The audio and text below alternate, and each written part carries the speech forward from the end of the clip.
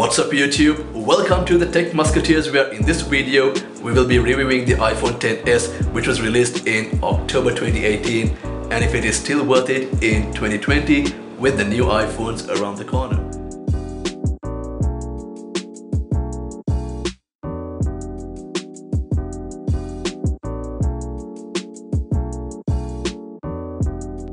The iPhone XS was launched along with the iPhone XS Max and iPhone XR, and this has been my daily driver since launch.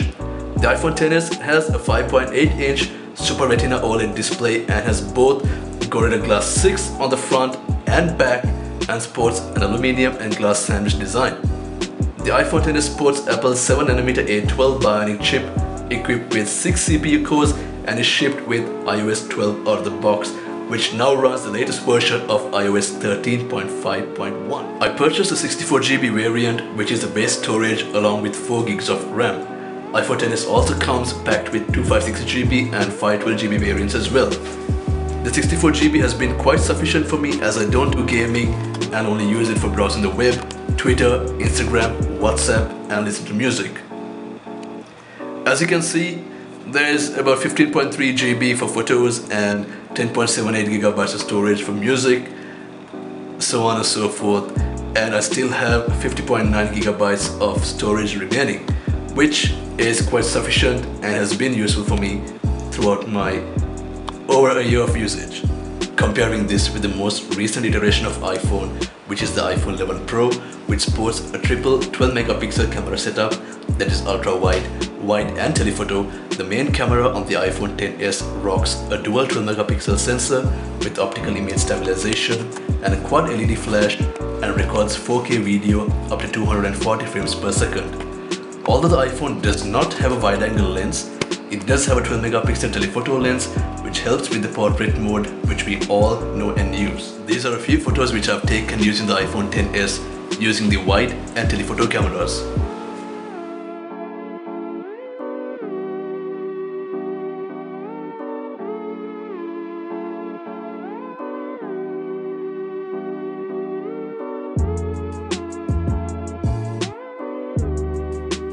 Apple carried forward the all-screen design language of the iPhone X with very minimal bezels to iPhone XS and iPhone 11 Pro, which was one of the biggest changes in the history of iPhone.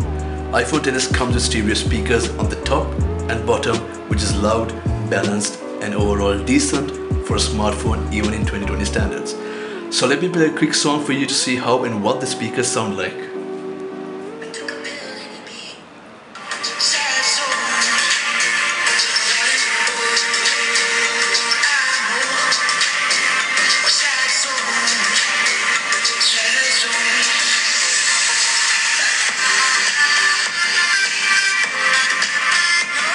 Compared to iPhone X, which had an IP67 rating, iPhone XS has an IP68 rating, and for those who are not familiar with the difference between IP67 and IP68, IP67 means that the device can be dropped into water for up to 1 meter for 30 minutes, whereas IP68 means that the device can be dropped into water for up to 1.5 meters for 30 minutes.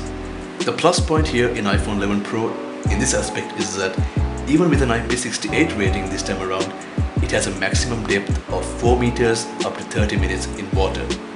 Alright, so in terms of security, Face ID is one of the, or is the most secure methods of unlocking iPhone. iPhone XS is packed with Apple's second generation Face ID, which is 30% faster than the first gen, which came on iPhone X.